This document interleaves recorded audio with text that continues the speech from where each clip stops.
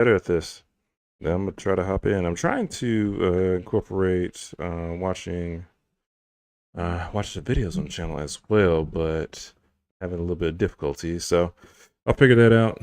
Probably try to implement that next stream. I just need to figure out how to blend it in the mode I'm currently in. If I need to make new boxes and separate it.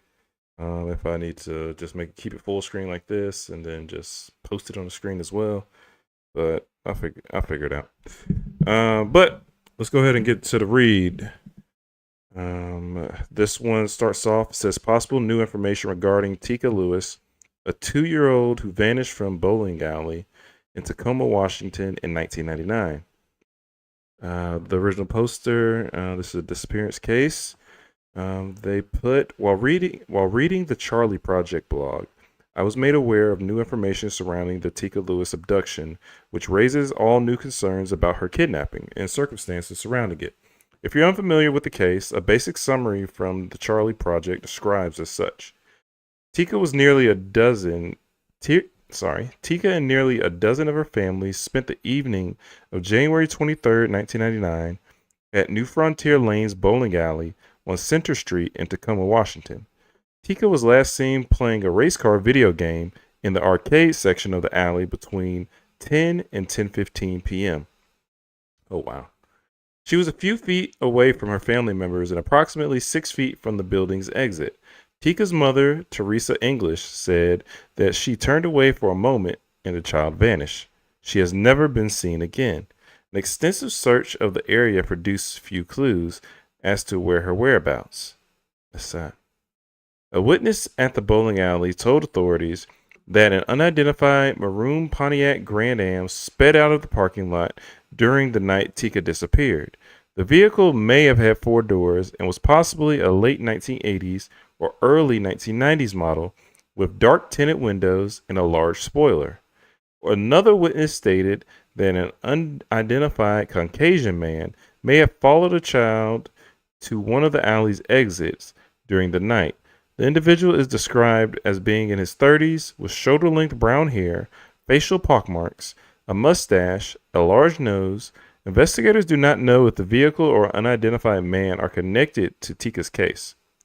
In the months and weeks before her abduction, an unknown man with curly brown hair had molested a boy at the same establishment and later tried to abduct a young boy from the same place. Security guards believe they had seen the same man lurking around the property around the same time. Wait a second. So most of 4 unknown. Okay, they couldn't catch him then. On the day of Tika's abduction, a man with a similar description attempted to abduct children in a park that was less than a mile away from the bowling alley. The father was able to chase him from the scene.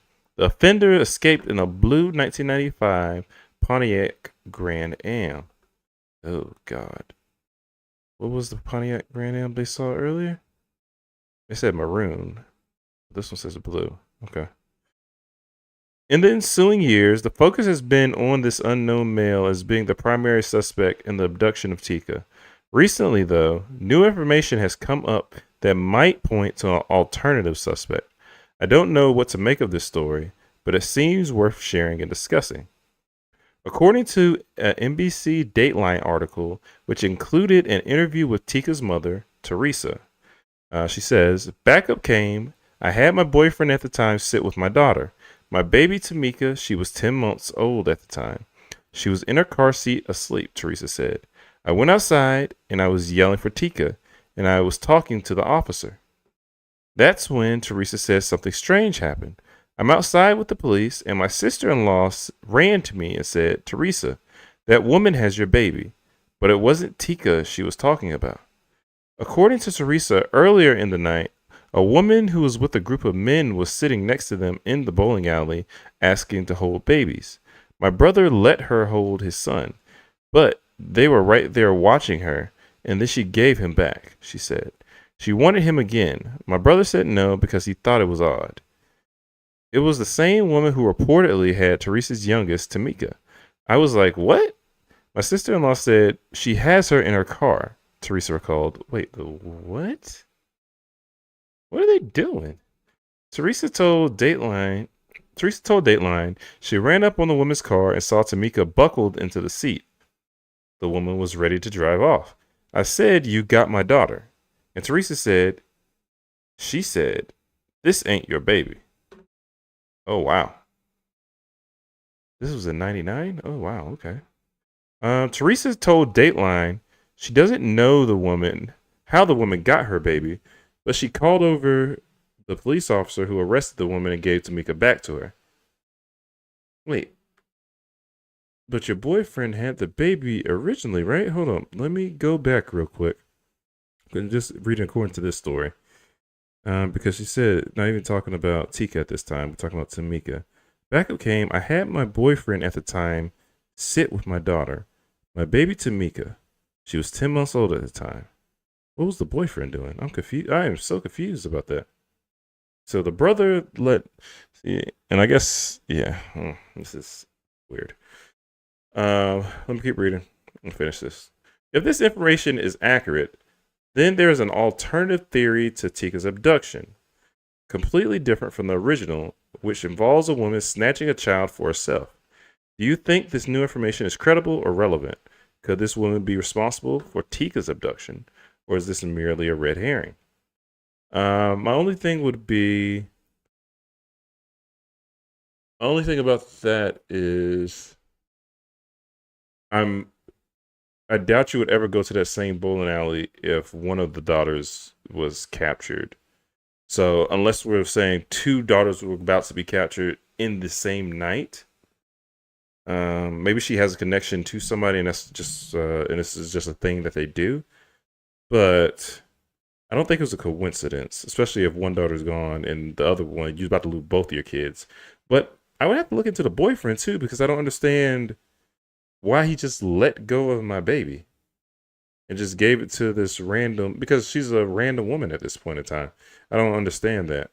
I'm trying to go back and read. And I'm pretty sure, I'm assuming you didn't know a boy was molested in this establishment, because if so, I know me, I'm not going back here, especially as a parent. Well, and only other thing, it says the offender escaped in a blue 95 Pontiac Grand Am that happened in the months and weeks before Tika's abduction. And then this one was maroon. So that's the only thing that confuses me. Because it says again here, backup came. I had my boyfriend at the time sit with my daughter, my baby Tamika. She was 10 months old at the time. She was in her car seat asleep, Teresa said. I went outside and I was yelling for Tika, and I was talking to the officer. That's when Teresa says something strange happened. I'm outside with the police, and my sister-in-law ran up to me and said, Teresa, that woman has your baby. But it wasn't Tika she was talking about. According to Teresa, earlier that in the night, a woman who was with a group of men was sitting next to them in the bowling alley asking to hold babies. Okay, I'm not concerned. I am concerned about that part, but that's not the part I'm highlighting. I had my boyfriend at the time sit with my daughter, Tamika. And then all of a sudden this random lady has my baby now? I don't know. Who is the boyfriend? Because that's what I'm not understanding. We need to figure out who the boyfriend is. Just reading the comments. Someone said, there's way too much happening at this bowling alley. I agree. Let's see. You'd think they would at least hire a security guard or have a cop stop by in the parking lot once or twice during the night. And somebody says, I worked at a bowling alley in the summer of 99, and I was frequently the only employee there. Occasionally, my boss would show up for Friday and Saturday nights. But most of the time, I was running machines, shoe rental, music, lights, and a snack bar, and even going in the back to reset a jam machine by myself. They had lost their liquor license. There wasn't even a bartender. Absolutely no security, not even cameras, let alone a guard. I was a 21-year-old woman on college break. Looking back, I realized something really bad could have happened, but thankfully, it was a very chill place. Yeah, yeah, that is interesting. I'm trying to think of just regular bowling alleys. Yeah, that Yeah, you're right. Young people would work at those places, but I would have been a kid. I'm trying to think of the last time I went to a bowling alley, but usually nowadays I go to bowling alley during the day. But when I was younger, yeah, it's been a while since I've been to a bowling alley though. Somebody said all this is pretty on brand for Tacoma, especially in '99. Tacoma has grown up a lot over the past 25 years, but it used to be really weird and really wild. I was in late teen in 1999, hung out in Tacoma all the time, unknown to my parents. It was totally sketchy, especially that particular bowling alley. That somebody puts, it's still sketchy, Tacoma. I say this as a local. There's a reason it's called Tacompton. This particular bowling alley and Towers Bowling Alley were major hotspots back then. Ew, okay, what's the name of this bowling alley again? Let's see. Possible. Notice they was reading the Charles Project. New Frontier Lanes Bowling Alley on Center Street in Tacoma, Washington. Little girl was playing a race car video game, Tika, and was never seen again. That's sad, man. Yeah, okay, so now this person is saying something where what I am more aligned with. Somebody says, wait, so both of her kids were almost kidnapped in one night? Am I reading this correctly? Or under this, I wonder if it was a diversion. That lady working with someone else that took Tika. Basically, you grab the other girl while they're all distracted with that. I grab the baby sort of thing. The lady, at the very least, certainly took advantage of the situation to take the baby. Maybe it was connected, maybe not. But if that lady was arrested for it, hopefully they looked into her and her further connections. Only thing is, it would have been the opposite. In my opinion, it would have been the opposite way, because Tika went missing first, not Tamika, and Tamika was 10 months old. So I doubt she was really walking at that time. So she would have needed to be carried everywhere. So even if you're looking for somewhere else, but she was in a car. No, that girl was in a car seat. She was strapped in a car seat at the time. So maybe they left her as they're looking for Tika. They left her somewhere.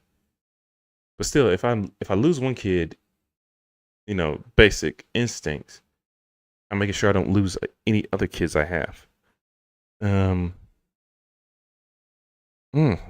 This is heartbreaking to have, especially a kid that young. Never seen 99. That means it's been 25 years. Jeez. And again, let's go back to the theory. Just hope the baby's. You just hope your baby's okay. They're grown at this point. They're in there. Let's see. Tika would be 27, and you just hope. Honestly, you just hope she figures out, reads the story. If she, hopefully, she's alive. She reads the story, and she's like, "Oh, wait, this can't be me, can it?" Especially if you don't know, if there's somebody you don't know where you came from, but she's 2. And at 2, you're not going to remember it. You're barely going to remember anything. You might remember your mom, but that's tough. That's sad.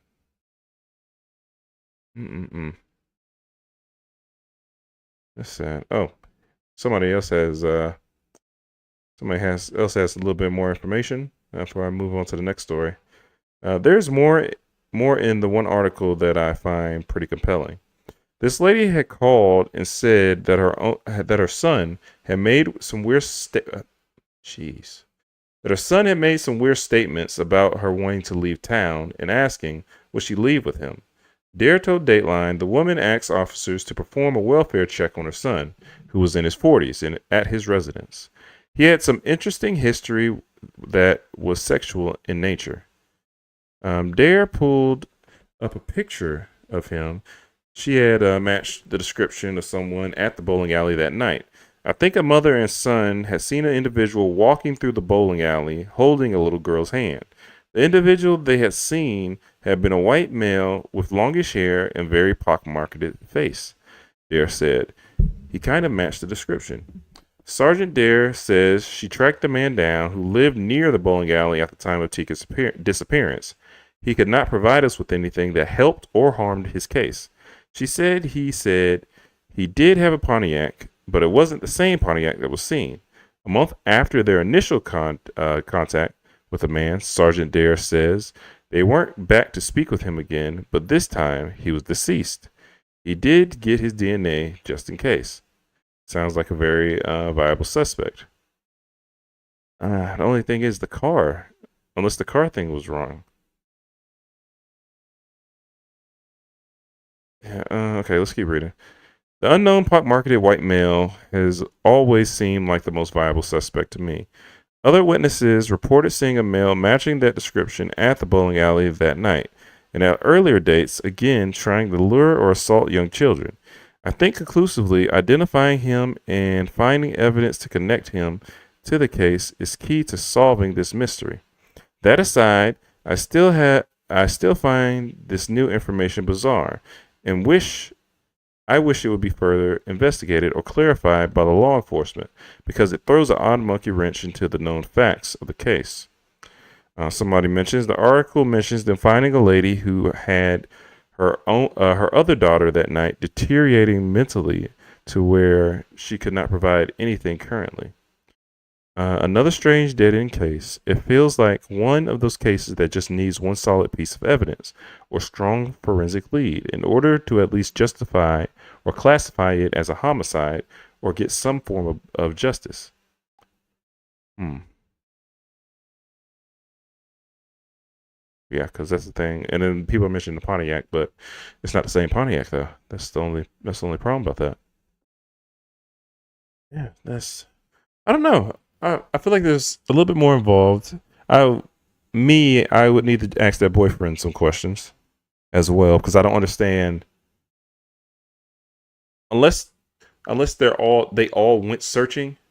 I need to ask that boyfriend some questions too because I don't understand why if one kid has just is clearly missing, why there isn't like a stronghold on this other kid to make sure this other kid doesn't go missing. So that would be prime thing number one for me to look into that. Two, I do believe, like I said, I think these two people are working together. I'm not sure if the pockmarketed man is deceased or not, but I believe they were working together. So I think it was a thing of one get the other, and we'll try to see if we can get both. But I don't think it was the reverse. We're going to take Tika to get Tamika because Tamika's younger. So you would go get Tamika first. I'm assuming you would get Tamika first because she can't walk. She can't do anything really. She's 10 months. Um, but still, that's the only thing I don't understand about how Tamika got taken. Tamika can't do anything.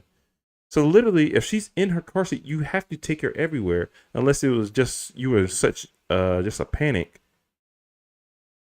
which is that could be true, very true. But you would just assume you would take that girl the other girl, Tamika, everywhere. Especially you're looking for Tika and you can't find her because obviously she's been gone for 15 minutes. If she's been gone for 15 minutes, that girl's probably been gone for 30 minutes. Just being honest, probably been a little minute and nobody paid attention, and that's sad to say a 2-year-old, especially at that time, because and we learn more things over the years. 2020, everybody has greater hindsight, later on in life, but and as we learn new things, but you would hope a 2-year-old you would be keeping contact on, eyes on them rather, you know, because you wouldn't want anything like this to happen to them. Yeah, this sucks, man. Yeah, I don't understand this bowling alley. I feel like should be shut down or make a new bowling alley. It's yeah, especially if there's going to be this much activity going around it. Yeah, let's go get a new bowling alley. All right, let yeah, we're gonna go into. Let me see. I have two more Reddit ones that I want to read, and then I'll see what time's looking like. But this one is a little different than what I typically read. But this one is mysterious mermaid sightings, encounters that remain unexplained. Throughout history, explorers, locals, and even soldiers have reported encounters with mermaid like beings across the world. From 1608 to modern times, these accounts describe humanoid creatures with fish like tails, often defying explanation. While skeptics suggest misidentification of marine animals, no conclusive debunking has ever been confirmed. Here's a chronological record of some of the most intriguing mermaid encounters that remain unexplained. All right, we have Henry Hudson's Arctic sighting in 1608, the Arctic Ocean. Henry Hudson's crew recorded a sighting near Novaya Zemlya. The mermaid had pale skin, long black hair, and porpoise-like tail. Some suggest it was a walrus or beluga whale, but no definitive explanation has been given. Richard Whitbourne's sighting in 1610 in Newfoundland, Canada. The explorer saw a sea woman with black hair and speckled tail swimming across his boat. No conclusive debunking exists, though theories suggest a seal or manatee. Yeah, I would need something. I would need something more recent. I would need something like a 2000. Okay, here we go. Yeah, because all these other ones. All right, I'll read the 19. Let's just read through all of them and then I'll figure out which ones are real or not. The Pembrokeshire Mermaid in 1791 in Wales. Henry Reynolds, a farmer, reported seeing a creature resembling a young man with a fish-like tail. No explanation or alternative identification has been proven. The Bimbacula Mermaid in 1830 Scotland. Locals claim to have found a small humanoid creature like a fish with a lower body on a beach. It was reportedly buried in a coffin, but no remains have been found. So no, you didn't really have pictures back then. I'm like, yeah, why didn't nobody take a picture of this thing? Okay. And also, because there is a thing, because I remember seeing it a long time ago, of this girl I think it was this girl whose legs were fused together, and I think they figured out, and her bones, I forget how her bones were structured or whatnot, and I wonder if it was something like that had happened. You have Caithness sighting in 1900 Scotland. Schoolmaster William Munro describes seeing a human-like figure with a long dark hair and a fishtail sunbathing on rocks. Some suggest it was a seal, but no proof was given. To confuse a seal like a human, you have to be on something. That's all I know. You have K Island encounters in 1943, Indonesia. Japanese soldiers during World War II claim to have seen orange lichen. It says it's a manned fish with pinkish skin, a human-like face, and web feet and web hands and feet. No body or proof remains, but local folklore support these claims. Okay. I need more recent. I see a 2008 down here. I'm excited to read that one. British Columbia Mermaid, 1967, Canada.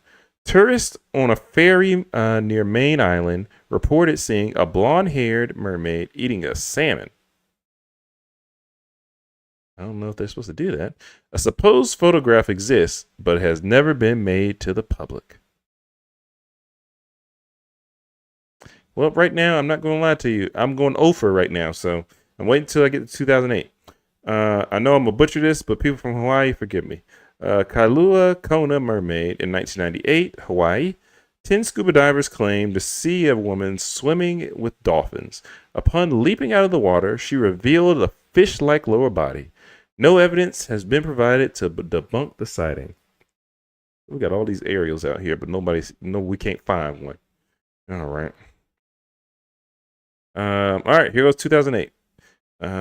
Serbrook River encounter in 2008 in South Africa. Locals and tourists claim to have seen a mermaid-like figure with long black hair and glowing red eyes. No hoax or misidentification has been confirmed. Well, if we're not going to confirm anything, and how we know at this point these people could be like playing in the play or doing something like this. I'm losing hope now. We have the Kiryat Yarn Mermaid in 2009 in Israel. Multiple witnesses described a humanoid creature performing tricks at sunset. The town offered $1 million reward for proof, but no conclusive evidence was found. Like I said, I'm going over right now. Yeah, I think we're just making stuff up. Let's keep going. We have the Zimbabwe Mermaid incident in 2012 in Mutare, Zimbabwe. I don't even know how I'm supposed to roll my R on that. Dam workers refused to continue construction after claiming mermaids harassed them. The government took the incident seriously and performed rituals. The event remains unexplained. I feel like this is, I don't know if this is considered unsolved mystery, but this is definitely conspiracy theory. Should be under that one. Other popular, real but extremely elusive ephemeral phenomena include UAPs, grays, Sasquatch, and much more. I don't know what I just read. Oh boy, and we have comments. Let's keep going. All right, let's. Oh my god, I don't know if I should even go on, but we're gonna push through this one. All right. Oh, I forgot. I just have it. I had a chat, really. Oh, this might be from. Never mind. Let's go back. I never know if I really have chats or not. Okay. This person says they went on a boat around the Aran Islands in Ireland, saw seals, immediately knew why people thought they were mermaids, selkies. They looked like human heads popping out of the water. Then you see a fin or a tail. Even knowing we were going out there to see them, I was constantly taken aback every time I saw one poke his head out. We literally kept thinking there were folks just swimming around until you saw the tail. I now live in Florida and have manatees in my canal that I see whenever I walk my dogs. They are very alarming when they first come out of the water, snorting and spraying. And if you weren't used to them in non-clear Florida Springs water like we have in our canal, you could easily think it was a person with a tail. Somebody under that put, especially if you were drunk and hadn't seen a woman in quite some time. Yeah, right now I'm going over for any of these stories because if I can't get a picture, if nobody has a picture, drawing, or anything, like, yeah, I'm good on that. Let's see. Somebody under here, but true says true to another comment about the no explanation or identification. So it says true, but common sense biology tells us mermaids cannot exist. Humans are mammals who have sex and carry babies inside their body. Fish are vertebrae that lay eggs. And the second thing, mermaids would have to have a lot of hair or fur to survive in the cold ocean. We go on biological explanation. Let's keep going. A biological explanation would be that mermaids aren't half fish, but full mammal. They wouldn't necessarily need hair or fur. Most marine animals don't, and instead they have thick layers of blubber for warmth. So real mermaids will likely be chubby and bald or coated in fur, a la seals, and they'd probably have a blowhole or nostrils that close. And they'd have to be fully carnivorous to maintain their caloric needs. Under the Sea would be played more out like Homer's version. I'm not familiar, but let me look at the tab just so I can see what they're talking about. But yeah, once you start thinking about the biology of it, mermaids start to look pretty freaky and perhaps horrifying. Okay. Yeah, I don't want my stream to get messed up. Oh. Yeah, Homer's basically over here eating the the fish and stuff like that, the crabs. Yeah, okay. I'm gonna go ahead and stop that one. I don't want to talk about mermaids. Let's see. This one might take some time. I'm gonna actually, since that I know that one's going to take. No, let's go ahead and get to it. That's what I do. I always do that. I always say this one's gonna take time, and then all of a sudden I don't read it, and now I don't get a chance to read it until later. So let's go ahead. Let's go ahead and knock this out because this one will take time. I just want to check one thing. Pause as I keep going. Okay. Now, this one, I'm not sure if this is controversial or not, but this one is more on the murder side. And this one probably is a big discussion. If I had to take a guess, this probably will be my last story of just how long it is and just the responsibilities I have left to do today. Probably be reading, if I take a guess, 30 minutes. So let's get on it. Title: Were the Menendez brothers sexually abused? On August 20th, 1989, Jose and Kitty Menendez were shot and killed. Their sons, 18-year-old Eric and 21-year-old Lyle Menendez, were charged with first-degree murder. At trial, both Eric and Lyle admitted the shooting. Their defense was they killed in self-defense because a combination of threats received from their parents in the days and moments leading up to the shooting itself and a lifetime of sexual and physical abuse at their parents' hands. The state's theory was that the killings were motivated by money. This is the first post in a series exploring this case. This post examines the claims of sexual abuse, providing a foundation for understanding the events that followed. All right, this is by Camilla Shin on Reddit. I need to follow it. Okay, so I believe they probably pronounce it Camilla, maybe? I don't know. But they're supposed to have 4 series of this post. So the first one is supposed to be the evidence of sexual abuse. Second, supposed to be the events leading up to and after the shooting. 3, law and politics. 4, it says recommended resources. Not sure what the 4th one's going to be. Oh, actually, hold on a second. Oh, this might be. Oh, they might have already done it. I'm not sure because it actually had links. It actually had links to what they want you to read. But, well, let's go ahead and get into it. So we have the evidence. Both Eric and Lyle Menendez claim to have been sexually abused by their parents, Jose and Kitty Menendez. That's sad, first off. Eric alleged abuse by Jose by the age of 6 to 18. Wow. And while Lyle claimed abuse by Jose from 6 to 8 and by Kitty from 11 to 14, evidence presented during the trials included naked photos. Let me stop there.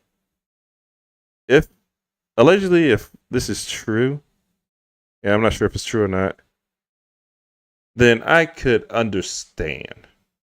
I'm not going to lie. I could understand if at this point, the youngest is getting abused for over 10 years at this point. No, both of them are. And then you're supposed to be my parents, my guardians, the people that take care of me, the people that are supposed to make sure I don't get harmed in any way, my protectors, and you're the one that's assaulting me? Yeah. No. If that's true, yeah, no, I can understand. The defense presented photographs depicting 6-year-old Eric and 8-year-old Lyle naked, faceless, and visibly erect. These images were found on a roll of film from Eric's 6th birthday party and were taken before and after the event. Okay. Like, what? The sequence of photographs as revealed by the negatives suggests that an adult was involved in taking these pictures, of course. The photo immediately followed Lyle's naked image is of Eric waking up, indicating that the boys themselves could not have taken the photographs. The children's faces were carefully left out of the frame, leaving only distinctive features of Lyle's hands and Eric's wrist birthmark to identify them. Moreover, the photos focused on the boys' aroused genitalia, suggesting a deliberate intent to create sexually explicit images. That's sick. Absolutely sick. The envelope containing the photographs was addressed to Jose Menendez and bore their mother's Kitty's handwriting, saying Eric's birthday, November 1976. From defense attorney Leslie Ambrose, ooh, good Lord, it's in my eyes. Abramson's. Maybe I just can't read. Abramson's closing argument. She knew that there were naked photographs, these strange naked photographs being taken of her sons. She knew, but who is the envelope addressed to? You peel back the price sticker, it's Jose Menendez, is who the envelope was sent to. And if these strange little photographs had been taken by their children, why did they keep them? Now, I submit to you that That is more than what you get in most child molestation prosecution cases. And yet we prosecute people and we convict people for child molestation every day.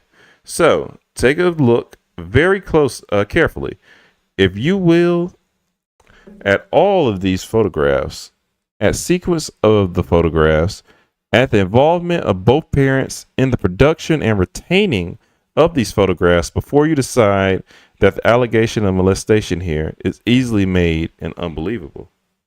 Hmm. Medical records indicate that Eric suffered a throat injury at the age 7, consistent with sexual assault. In 1977, he was admitted to the emergency room of Princeton Medical Center. A record from the following day stated, hurt posterior pharynx, uvula, and soft palate. Healing well. Symptomatic treatment. Dr. Carrie English testified that this type of injury is an indication of oral copulation in children. Nowadays, dentists are trained to look for this injury in children and to be able to detect and report child abuse. Well, I'm very happy for that, to be honest with you. Because, dang, it's sad that, like, again, if this is true, this is sad. And again, I understand. If this is true, yeah. I understand. I know the thing eye for eye, but you are harming a child at this point. And my thing is, eventually, somebody's going to get fed up with you doing this. And now they're old enough to figure out what to do. And I don't have to be scared of you anymore. So, again, if this is true, I know I do need to keep preferencing that. But especially if they're having these weird injuries, pictures being taken. I'm like, what is going on? Okay. Let's keep going. From Eric's redirect examination by Barry Levin in January 9th, 1996. Question. Okay, so Barry is a lawyer. Question. When he forced oral copulation on you, did that result in him thrusting his penis forcibly down your throat? Answer. Yes. Did that cause an injury or hurt you? Answer. It hurt me. Did it bruise the throat? Sometimes. Good Lord. Jeez. The brothers' medical records display symptoms commonly associated with child sexual abuse, such as gastrointestinal problems, unexplained abdominal pain, enuresis. I'm not sure what that word is. Going through the words. Hematomas and lacerations on their faces and bodies, frequent headaches, speech articulation disorder, teeth grinding, telogen effluvium. Let's see. Rough sex scars, the next section. Eric had a scar on his left thigh consistent with a knife wound. He testified that he obtained the scar when a kitchen knife was used to cut his thighs and make him bleed during rough sex. Jeez. Lyle telling cousin Diane Vandermolen. Diane Vandermolen was the niece of Kitty Menendez, who stayed with them during the summer of 1976 when Lyle was 8 years old. During the first trial, she testified that one night, 8-year-old Lyle came down to her bedroom and asked if he could sleep in her room because he and his dad had been touching each other down there.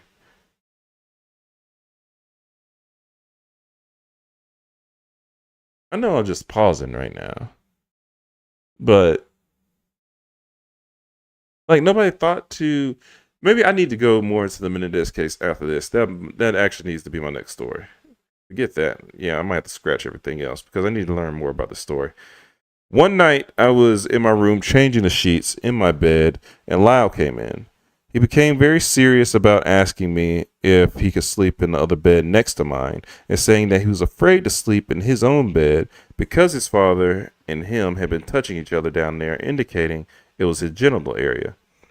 Afterward, Diane said she told Kitty what Lyle said. By her demeanor, I could tell that she was not believing any of this. She went downstairs And Lyle had already gotten into his bed next to mine, and she went ahead and yanked him by the arm and took him back upstairs, and I never heard anything else about that. He was scared to sleep in his own bed because he was afraid that his father was going to come in and molest him at night. And nobody thought to tell the police. I guess your old sibling, you would assume, especially if you grew up with this person, you kind of got an idea of what this person should be like. You would assume they wouldn't do anything like this to their own kid, right? But I don't know. This will be too much for me, especially because the thing is, and it's like a famous quote from Shannon Sharp, but he's like, the people that don't lie, which is very true. Kids don't lie, and drunks don't lie. And I might be, and I'm paraphrasing because I can't remember the whole thing he said. I feel like there's a third section, or is it maybe it's angry people, kids, and drunks. It was something like to that effect.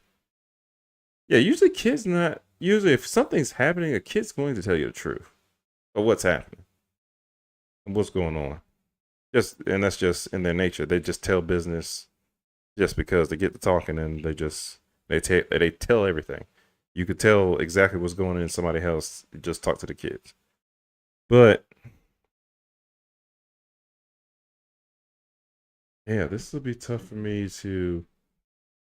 This would be tough not for me to bring this up and for me to ever hear. So I need to see how powerful the Menendez parents were.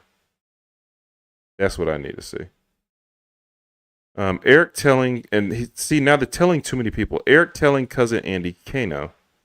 Yeah, this is too many people now. Jose's sexual abuse of Eric was corroborated by Andy Kano, one of the few friends Eric was allowed to have growing up. In his testimony, Andy said when he was 10, Eric was approximately 12. He asked Andy if Andy's father ever gave him massages in the genital area. In particular, Andy recalled Eric saying that Jose was massaging him down there. Eric wanted to know if it was normal for fathers to give such massages. On several occasions over the next few months, Eric and Andy spoke about Jose's massages, and Eric made it clear that the massages were continuing and they were starting to hurt. That's sad. That's absolutely sad. Because Andy's parents were divorced and he did not see his father often, he was unable to tell Eric if these massages were normal. Andy wanted to ask his mother if this was normal, but Eric told him not to do so. He made Andy promise to keep the subject a secret. Andy promised. See, some of these stories make it so like I would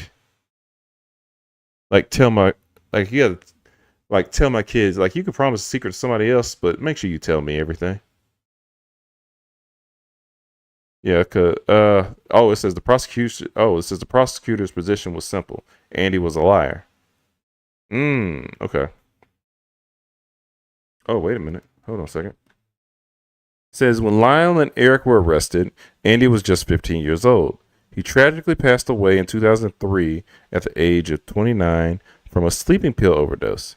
His mother, Jose's sister, has publicly stated that she believes his untimely death was a result of emotional distress he endured due to his cousin's imprisonment. I have no doubt in my mind that Andy is dead because of them.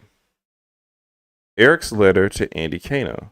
In 2015, 12 years after Andy's death and 19 years after the brothers' sentencing, his mother, Marta Kano, discovered a letter Eric wrote to Andy shortly after the holidays in 1988 and months before the 1989 shootings. In that letter, Eric first describes a company holiday party held by the Menendez home for the holidays. He then turns to more personal matters, telling Andy that he, Eric, wished he could talk to his mother about Dad and I, but he could not risk it because she would just tell Jose. Mom isn't doing good. I don't know why she puts up with Dad's ish. At times, I wish I could talk to her, being the mom, about these things, you know. Someday, especially Dad and I, but the way she worships him and tells him everything, I, um, I'm so afraid she will tell him whatever I say, and I just can't risk it. Jeez, man. Now I really wish I fully watched the Netflix documentary so I know exactly what's going on. Or maybe I feel like I have a good idea of why they shot him just reading this. Of course, this directly supports the defense theory that Jose had warned the boys that if they told anyone about the abuse, he, Jose, being Jose, would kill them. But the letter goes on. Eric tells Andy that Jose is continuing to molest him. He says, "So now I'm stuck here alone. I've been trying to avoid Dad. It's still happening, Andy, but it's worse for me now. I can't explain it. He's so overweight that I just can't stand to see him. I never know when it's going to happen, and it's driving me crazy. Every night I stay thinking he might come in. I need to put it out of my mind. I know what you said before, but I'm afraid. You just don't know Dad like I do. He's crazy. He's warned me 100 times about telling anyone, especially Lyle. Am I a serious? Am I a serious wimpus? I don't know I'll make it through this. I can handle it, Andy. I need to stop thinking about it."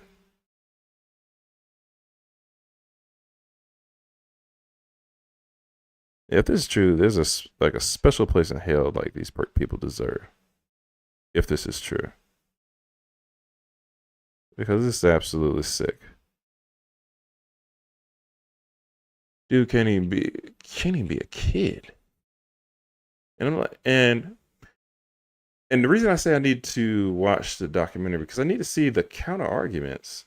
Because I know right now I'm getting one side. I need to see the counter arguments of why. Because I know they're in jail, or they went to jail. I'm not sure if they're still in jail or not. Because like I said, I really don't know the story, and that's why I'm starting to read through these things so I can learn more and understand what's going on out here in this part of the world. But this is absolutely insane. Like I said earlier, a parent's job is to protect their kids. You know, help them learn, help them grow, help them reach their goals.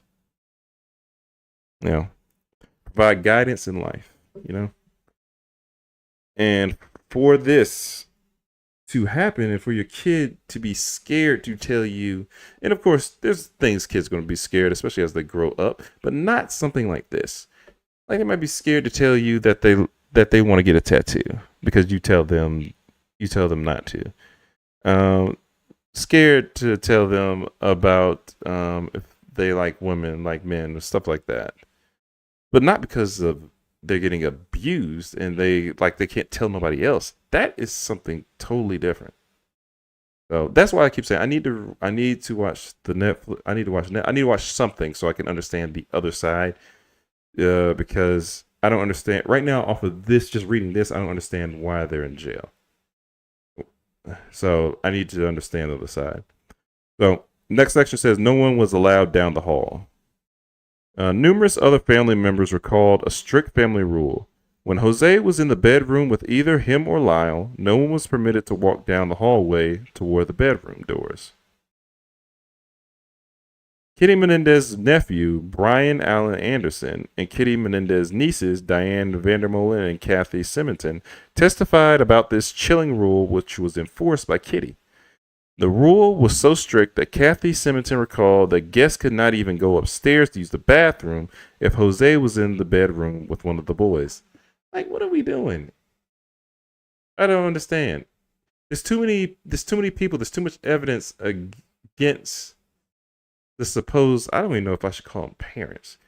People that I guess they were in charge of Lyle and Eric. Yeah, because right now this is too much. This is too much evidence against just these two. Alan Anderson, Kitty Menendez's nephew, who spent summers with the family when he was a teenager, recalled that Jose would often take the brothers to their bedroom, explicitly forbidding the cousins from entering. Alan testified that when he heard cries and groans from the bedroom, Kathy would turn up the TV volume to drown out the noise to prevent him from going upstairs to see what had happened. I heard what sounded like a person scream, like, ah! And I got up to go down the hall. At that point, Kitty yelled out and looked at me and said, "You're not going down there. Get back here." As soon as Jose took either one of the boys into the room, the door was locked behind him. And Kitty made it very clear that she did not go down the hallway to listen or go near that door.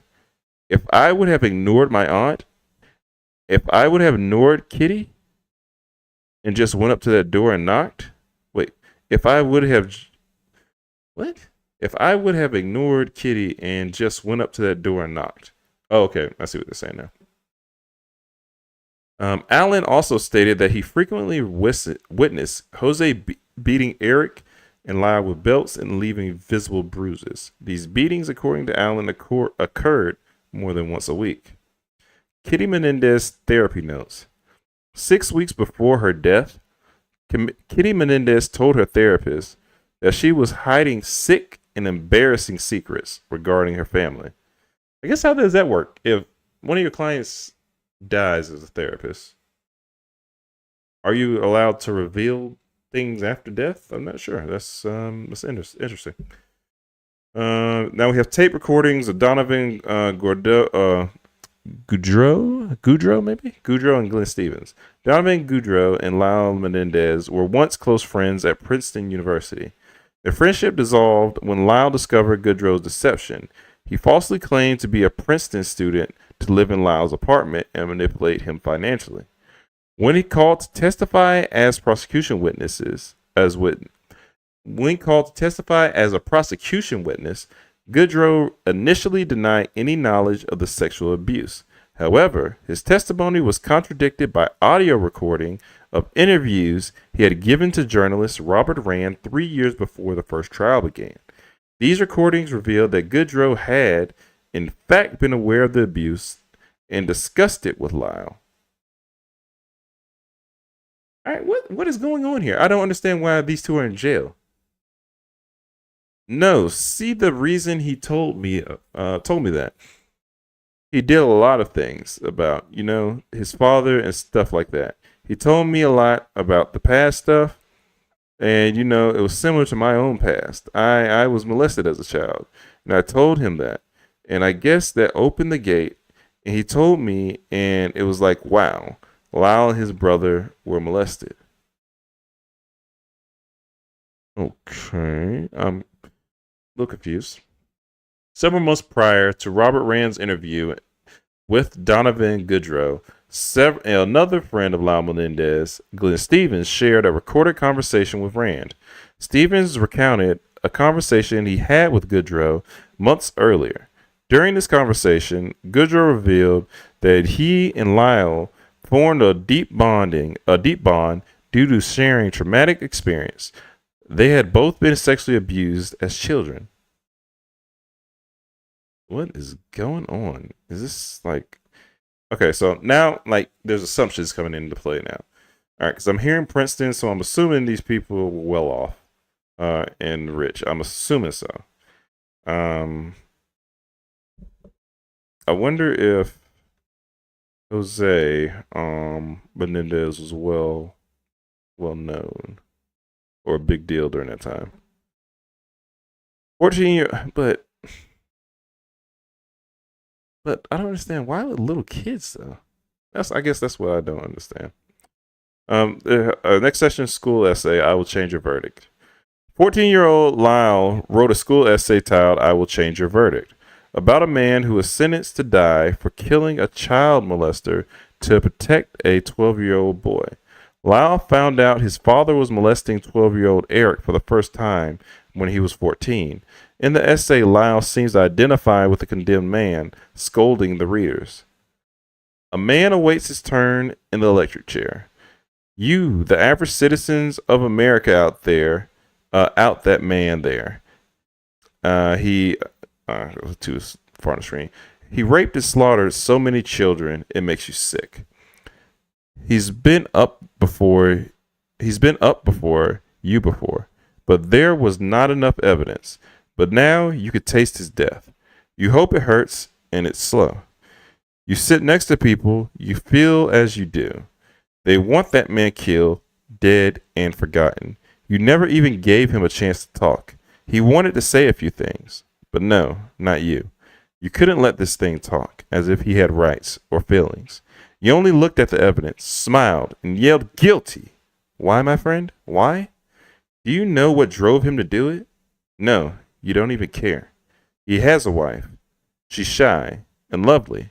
She told us that he changed totally from his last murder 5 years ago.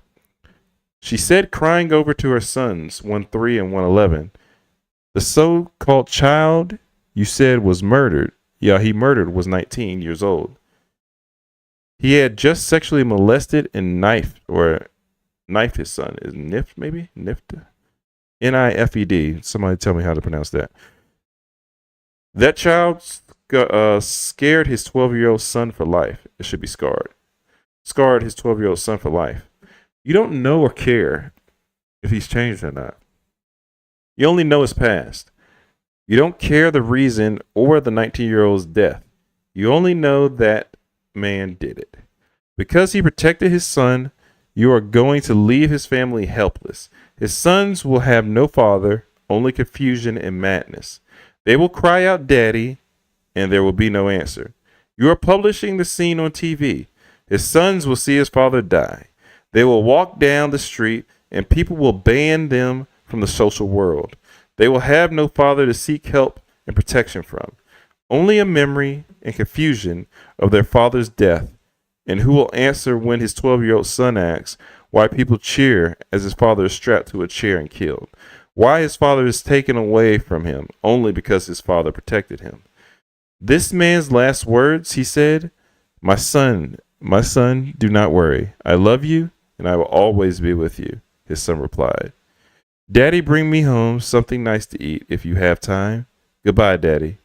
He now sits in his cell, praying that his sons are safe. But they are not. They are confused, crying out, Daddy, Daddy. Now, I ask you, is he guilty? Should he receive death? Man, it's a crazy story. Absolutely. Oof, man. Yeah, I already know my opinion so far. Yeah, it's not. Yeah, I already know my opinion so far. Lyle's 17-page letter to Eric.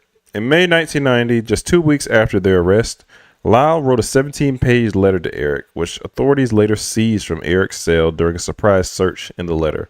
Lyle wrote, "We alone know the truth. We alone know the secrets of our family's past. I do not look forward to broadcasting them around the country. I pray that it never has to happen. If it were not for you, I doubt I would even try for manslaughter. I would rather try and escape or die. I struggle with my belief that men take responsibility for their actions. Pleading abuse is not taking responsibility. We alone can get ourselves through this life after all that has happened. I think if Dad could give us one piece of advice as we left the house that night in August, it would be to never abandon each other no matter the circumstance. Never turn against each other no matter the pressure. What we did in August was a mistake from what I could tell, and I don't know what to do about it. What can I do? Nothing, I guess. I honestly do not believe I am far away from packing my bags and calling it a life. I do not see things in terms of manslaughter and life terms. I only see win-lose, honor and dishonor. I refuse to give up for my dad's sake. He is watching, and I will not disappoint him a second time, or Mom, by giving up and having their deaths be in vain. Please destroy." Huh. Now, I'm a little confused. Because why? And I guess maybe I would need somebody. I need a therapist. I need somebody, an analyst. I need somebody in this field to explain to me why, if he is being abused sexually, why does he care about, giving up for his dad's sake? Why does he care about his parents' opinion at all if he's being abused? That's just the first thing that pops in my head. Maybe there's something to that, but I I need somebody to explain that to me because I don't understand. This letter was instrumental in the 1992 grand jury proceedings, as it provided direct evidence of Lyle's involvement in the murders. However, during the trial, the prosecution took a surprising turn when the defense attempted to introduce the letter to support their claim of genuine sexual abuse.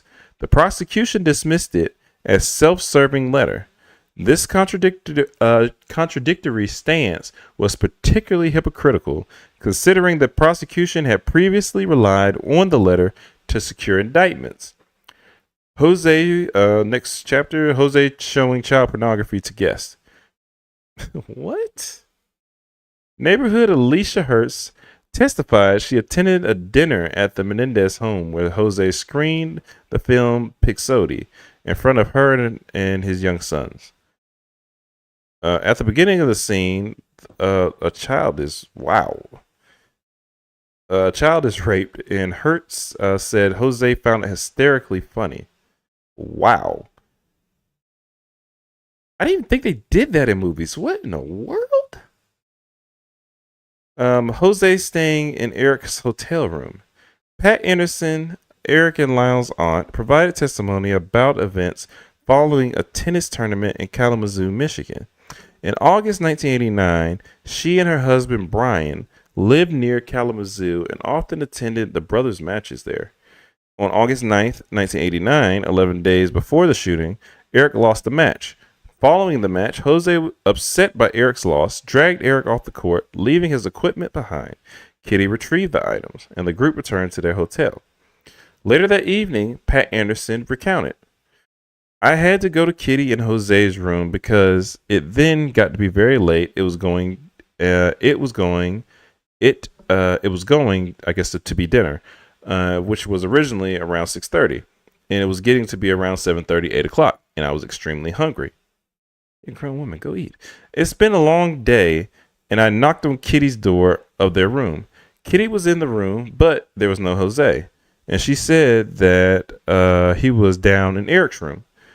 She then said that we had to wait until Jose came out of Eric's room before we could go eat dinner. A grown woman, what? I went back to my own room. After a while, I went back to her room and said, you know, Kitty, it's getting very late. Why don't we just go down to eat? And she said, no, it'll only be a few more moments. Jose should be coming out of his room. If I can remember right, it was around 8:30 or 8:45, 9 o'clock that Jose came out of Eric's room. We then were walking down the hallway, Kitty, myself, Brian, and Jose, the four of us. Brian and I said that we would like to go in and see Eric to at least tell him what we thought of the game. We thought the game was very well. Wait, reread that. Let's see. Brian and I said we would like to go in and see Eric to at least tell him that we thought the game, went very well. We were sorry that he lost. Jose made fun of that, but as we were there in front of the room, he said, well, okay, Eric is in his room and he will not be coming to dinner with us.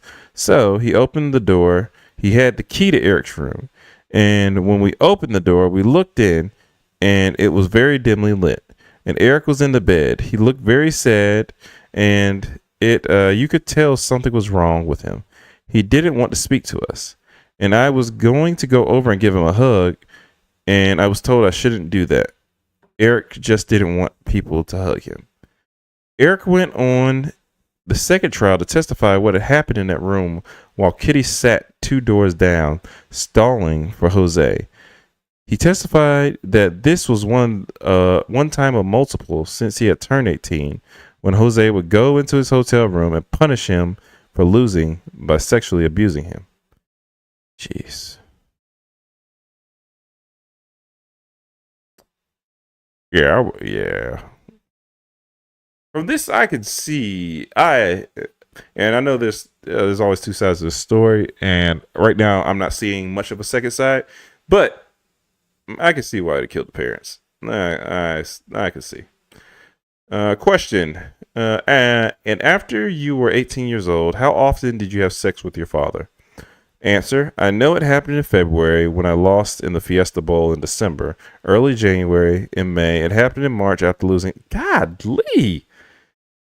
It happened after the championship when I lost in the first round.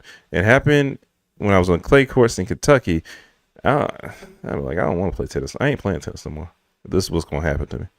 And it may have happened one or more times than that, but I just don't remember. Yes. One time is too many. Let's just put it like that. One time is too many. Way too many. Golly, man. Juan Vandermolen, another oh no, this is Joan, not Juan. Sorry. Joan Vandermolen, another one of the brothers' aunts, testified she encountered a similar situation to Anderson's. She says she once waited over an hour for Jose to come out of Eric Hotel's room so they could go to dinner after Eric lost at the Fiesta Bowl in Arizona. This was another tournament Eric reported being sexually abused after in his hotel room as a punishment by Jose for losing.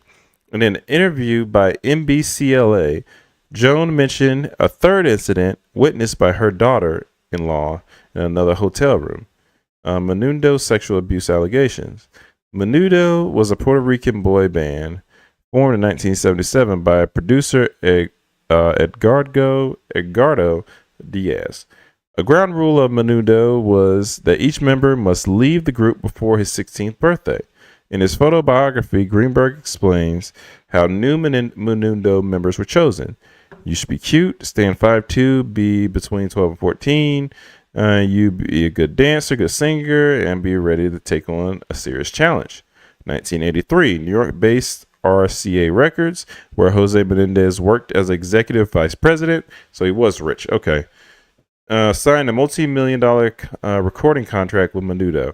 Okay, there we go. I was like, this dude has to have some power because I don't understand why we're saying we have to wait for him to go eat dinner. I'm like, that makes no sense.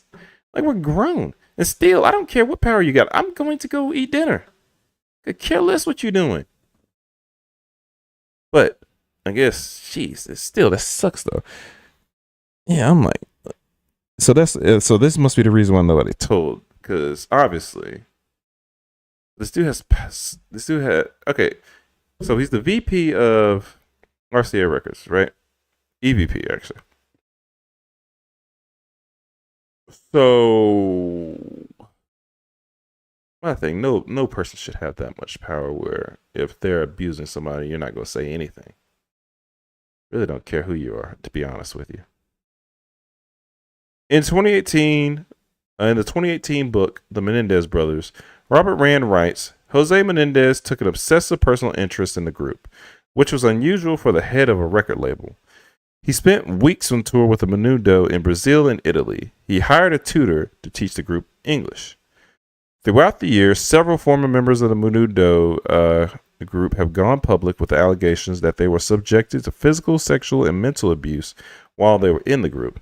Roy Roselio, a member of the Menudo from August 1983 to January 1986, in 2014, Roselio went public with allegations that he had been sexually abused by Edgardo Diaz. Jeez. In a 2023 documentary titled Menendez plus Menudo Boys Betrayed, Roselio claims that in the fall of 1984, when the group was appearing in New York, the group's manager Edgardo Diaz asked him to do a favor and instructed him to go downstairs at the hotel and join Jose Menendez in a limousine. Roy did so and was taken to a home in New Jersey, given wine by Jose Menendez, and anally raped.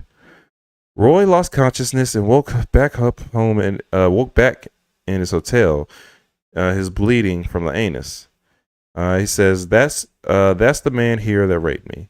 That's the pedophile. It's time for the world to know the truth. Roselio says in the clip, while pointing at a photo of the late music executive, I know what he did to me in his house. I was in terrible pain for a week.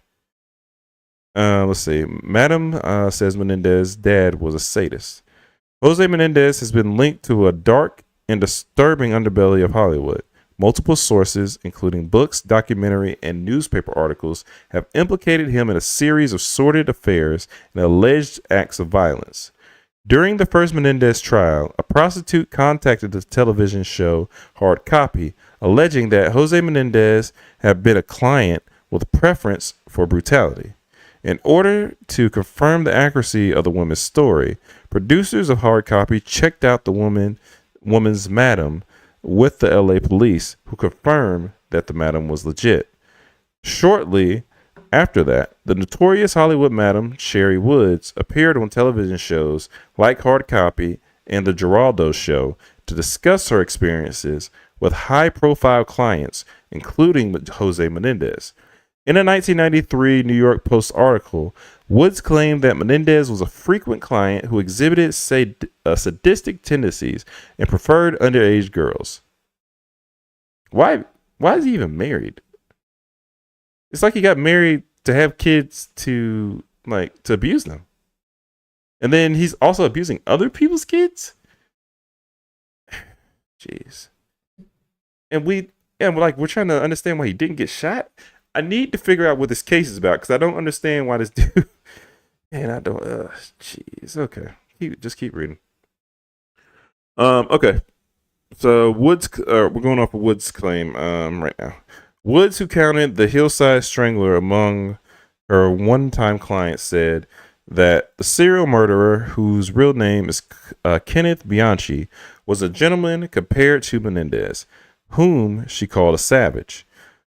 Woods said that she met Jose Menendez in the early 80s when a Cuban immigrant first took his job as top executive at Carolco Pictures. For the next several years, Woods claimed Menendez called her every week to ask for the girls. Menendez had firm speculations with his orders. He insisted that the girls be no more than 13-year-olds and petite. Woods remembered, but I never employed minors, so I sent my youngest looking girls. And every time, Woods claimed, Carolco Honcho would physically abuse his date. Once he tried to strangle a very sweet girl as he had sex with her, Woods said. She was so scared she refused to go back to him, regardless of how much he wanted to pay her. On another occasion, Menendez slapped his date around, and according to Woods, he pretended to rape her and shouted nasty and macho language at her.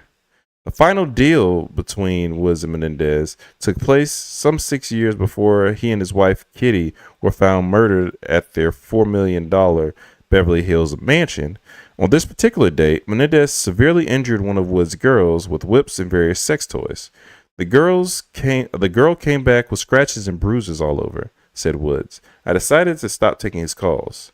Woods, who will go national with her allegations on Geraldo on December 20th, believes the brothers claim that they killed their parents out of self-defense rather than greed, as alleged by prosecutors. All right, that's why I need to learn a story, because it's saying rather than greed. I don't understand what the greed part is.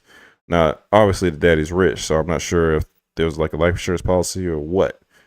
But, okay, I need to figure out what that's about. I believe that Jose's sexual appetite for teenagers and his violent tendencies could easily spill over into home life, said Woods. Seeing what he did and could have done to the girls, his sons had good reason to think that Jose could hurt them if he wanted. In a subsequent 1994 New York Post article, Wood expressed her willingness to testify on behalf of the Menendez brothers, stating that she believed their claims of abuse and that Jose Menendez was a sick pervert. She emphasized that she had not been motivated by personal gain, but by a desire to prevent wrongful conviction. I don't want to go into that Van Noy's courtroom, Wood said last night. It has too many dreadful memories for me. This is the same court in which, in 1987, Woods was sentenced to 4 years for pandering. But if they need me, then I will give evidence, she said. I don't want anyone to be wrongly convicted, and I do have some important things to tell about the boy's father. Expert testimony. The brothers were both evaluated in jail by some of the most well-known, respected child abuse, rape, and trauma experts and criminologists in the country, and they all concluded that they had both been severely psychologically maltreated, molested, and abused. Dr. Ann Burgess, an internationally recognized pioneer in the assessment and treatment of victims of trauma and abuse, who worked with the FBI on criminal profiling, classified the crime scene as a demonstrative of seen as, I guess, demonstrative of a lack of planning and high emotionality, and testified that she believed the brothers' sexual abuse claims after evaluating them. Dr. William Vickery, the forensic psychiatrist who evaluated and treated Eric and Lyle Menendez for 6 years in the Los Angeles jail, testified he believes they were telling the truth. Dr. John Wilson, a Cleveland State University psychology professor who had studied post-traumatic stress disorder for 22 years among Vietnam veterans and civilians and rescue workers in Bosnia, testified that Eric Menendez continues to display symptoms of chronic post-traumatic stress disorder, basically PTSD. Dr. Wilson also testified that Eric Menendez suffered from a subclass of disorder known as the battered person syndrome. Dr. Ann Tyler, who specialized in child abuse, told jurors she believes Eric Menendez was truthful when he recounted years of emotional and sexual abuse. John Conte, professor of social work at the University of Washington, who evaluated Lyle Menendez, testified that the sexual abuse may have gone on longer than Lyle can remember or is willing to admit. Dr. Stuart Hart, a psychology professor at Indiana University who interviewed Lyle Menendez for 60 hours, said the abuse fed a fear that led to the killings. Other witnesses. The brothers exhibited behaviors that are often signs of sexual abuse, as testified to by teachers, coaches, friends, and family members. Extreme disassociating, bedwetting as a teenager, hypersexualized behavior at a young age, playing with stuffed animals up until the age of 17, extremely high anxiety, losing hair at 14, sensitivity to touch, being uncomfortable talking about sex in any regard, acting out behavior, frequent night terrors and nightmares, unexplained temper tantrums, psychosomatic complaints of stomach aches and headaches. Most of the evidence of sexual abuse was presented at the first trial, little of it at the second. All right, and then we have a chart of, and I'll just read through it. I don't know how to read through it. Okay, so let's go through it like this. So evidence was provided at the first and second trial. Kitty Menendez therapy notes was not provided at either trial. Medical notes were provided at both trials. Lyle telling the cousin Diane Vandermolen was presented at the first trial, but not the second trial. Kitty taking showers with Lyle was presented at first trial, not second trial. Eric telling cousin Andy Kano was presented at both trials. Eric's letter to Andy Kano was not presented at either trial. No one was allowed down the hall. First trial, limited in the second. Noises coming from the bedroom presented first trial, not the second. Jose staying in Eric's hotel room, limited in both trials. Tape recording of Donovan Goodrow, first trial, not second trial. School essay, I will change verdict, not allowed either trial. Lyle's 17-page letter to Eric, not allowed in either trial. Jose showing child pornography to guests, first trial, not second trial. Menudo sexual abuse allegations, neither trial. Madam Menendez, dad was a sadist, neither trial. Expert testimony, first trial, limited in second trial. That is interesting. Because I don't understand. And again, I'm not a lawyer. I don't understand. I truly don't understand the cases to this extent. But I don't understand why this information would be. I don't understand how you could allow information in one trial but not allowed in the second trial. So if anybody does, please let me know. But I don't understand because I don't get why you would allow information in one trial only to take it out in a second trial. On Friday, District Attorney Nathan Hotchman filed a response urging the Los Angeles County Superior Court to reject the habeas petition. I know I'm butchering that one. All right, so habeas. We'll go with either three of those. Filed by Lyle and Eric Menendez attorneys in 2023. This petition sought a re-examination of their case, focusing on allegations of sexual abuse by Jose Menendez. Hotchman stated that the evidence of the brothers' abuse is extremely lacking.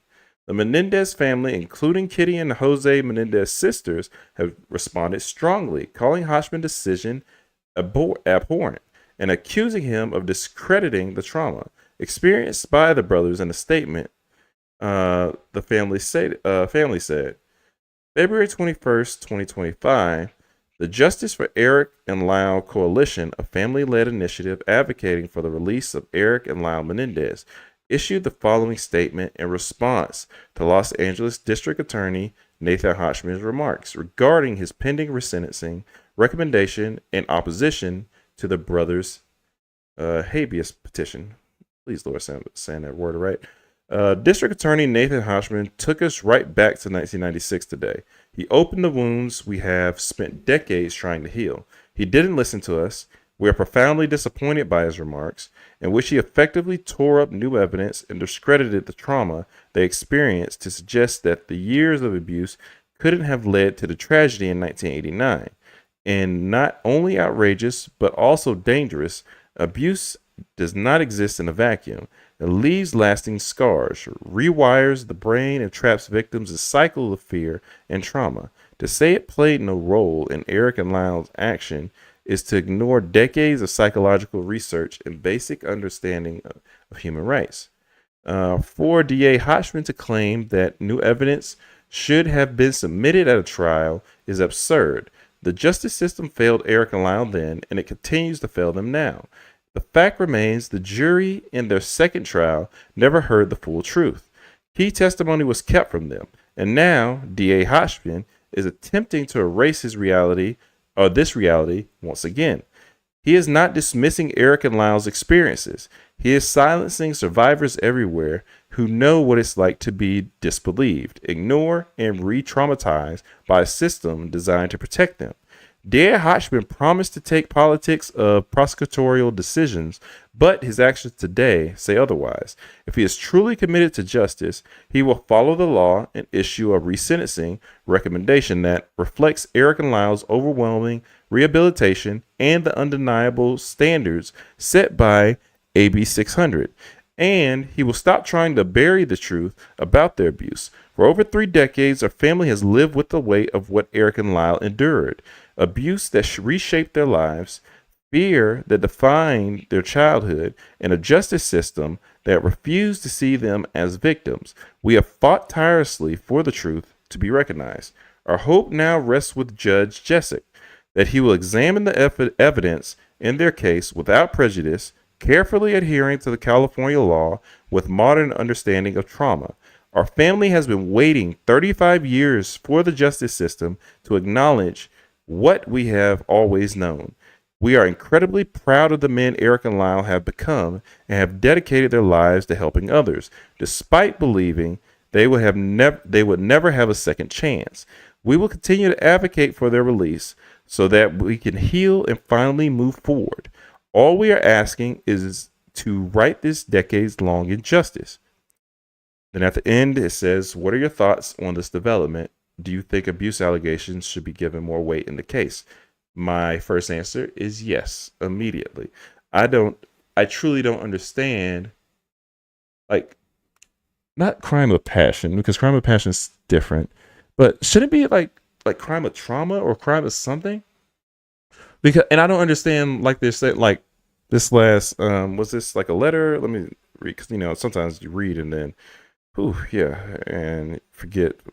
It was a statement. Okay, it's probably by the lawyer. Yeah, I don't understand why we're not looking deeper into this if we have all this mountain of evidence. Let's see.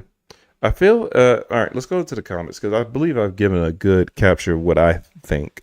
I think I need to know. I don't feel like I need to know more. I feel like I know enough, but maybe there's more information I don't know that I probably need to look into because I didn't know any of this. I didn't know this. So I might need to look into more of this. Some of the comments under says, I feel we have more evidence of their sexual abuse than we typically get of any sexual abuse case. So yeah, I believe they were. Good point. They had their cousins as witnesses. The boy's mom ignored them when they came to her because she knew. It stunned me when it came out that his cousins were witnesses, and the mom told the mom about it when it happened, and also came forward afterward. Like, what the hell? The media was so awful to them, made it seem like this was some wild, unbelievable lie with zero evidence just thrown out there to get them off. The restriction of evidence relating to their abuse in the second trial really effed them over. If I'm not mistaken, their first trial was a hung jury. Yeah, I don't understand. That's why I'm like, why was so much evidence taken out on the second trial?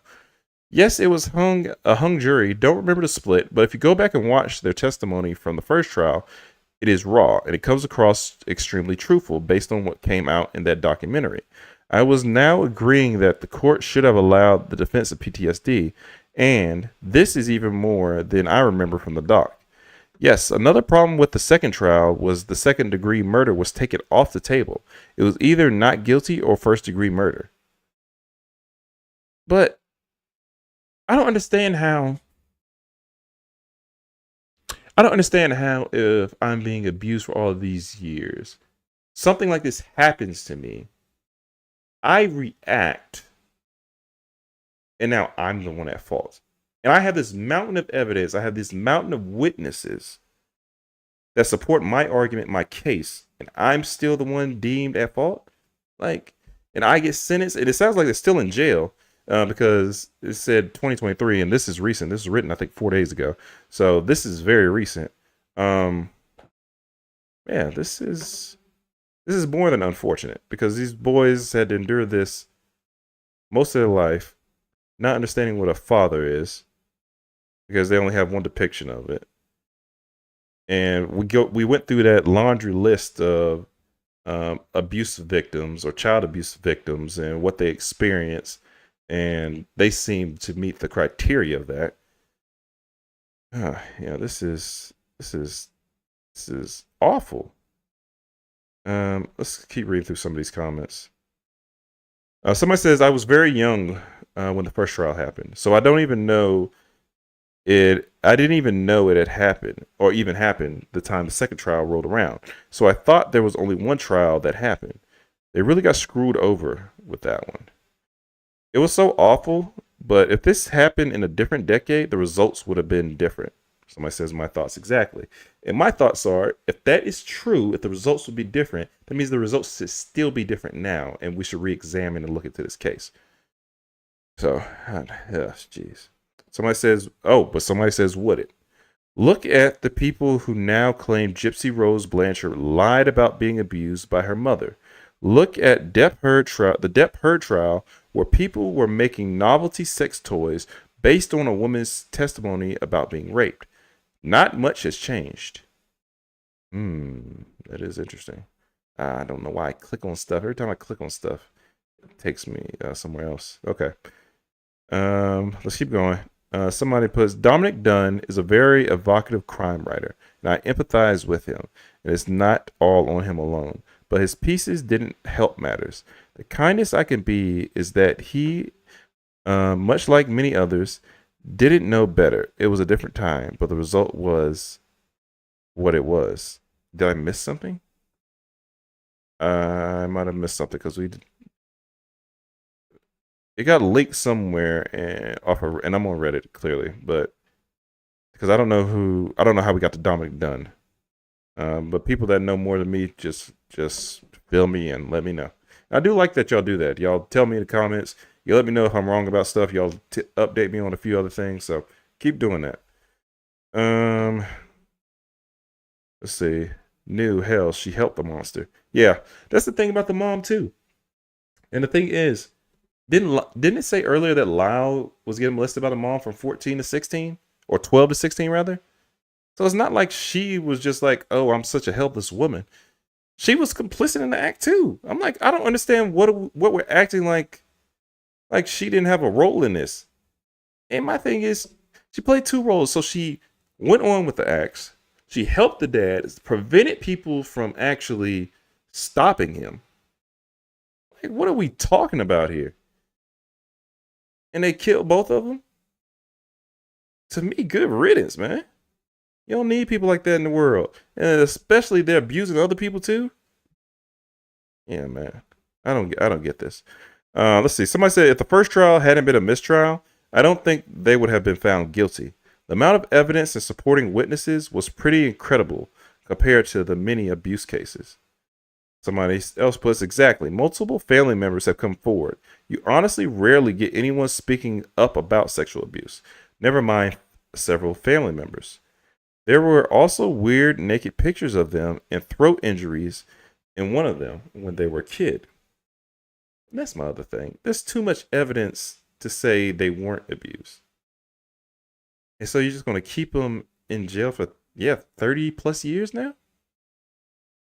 Like, what? And how long are they in jail for? Like, let me see. Hold on. Get closer because I don't. Let me see. Menendez brothers. Let's see. Let me see sentencing. Because I don't understand. Oh wow. They life imprisonment without the possibility of parole. Okay, I did not know that. Ah, jeez. This is yeah,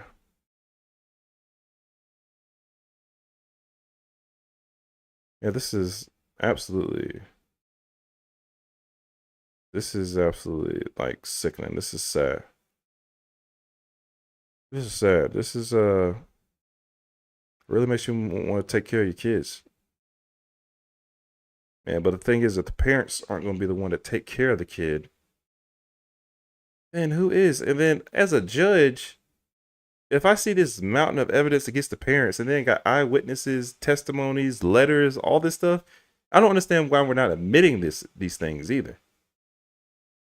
Especially if these things, if you're right, if you see these writings, I wonder if that in the one writing that wasn't admitted, somebody needs to explain. I need somebody to explain to me why he said. I think it was like something to the effect of like, "Dad won't be proud, Mom won't be proud," because obviously there's some trauma there. Because I don't understand if my parent is doing this to me, and maybe this is just because this is all they know. They don't know anything outside of. Because I remember them talking to their cousin Andy, saying, "Hey, does your dad massage your genitalia area?" And Andy's probably like, "A massage? What are you talking about?" And like, because he doesn't know. So yeah, I guess maybe if that's all you know, maybe you're like, hey, this is still my parent. This is still the person I look up to, because dad is still in a power position because RCA Records, and he's basically top executive there. But yeah, they're awful parents. Both of them are. Yeah, they're awful. Yeah, somebody, and this was the last thread I'll read. But somebody says, I remember this comedian talking on the radio about the Menendez brothers. The whole bit was that if one of your kids casually mentions to your other kids, hey, let's get the shotguns and blast mom and dad, and the other kid doesn't object but wants to participate, you might have been a terrible parent. I agree. Somebody said, and in this thread, I feel it's decently easy to tell who's had an effed up childhood and who's had a good one, just by their initial response in cases where people kill their parents. My knee jerk reaction is always to assume that the parents were massive pieces of you know what. Yeah, but all right, I'll get off my soapbox there because I got other stuff I do need to get done. But yeah, man, that kind of just that's terrible, and especially for them to be in jail this long. But yeah, I will. Yeah, that's kind of. Yeah, makes you definitely want to make sure you take care of your kids. But all right, I'm going to end it there. I will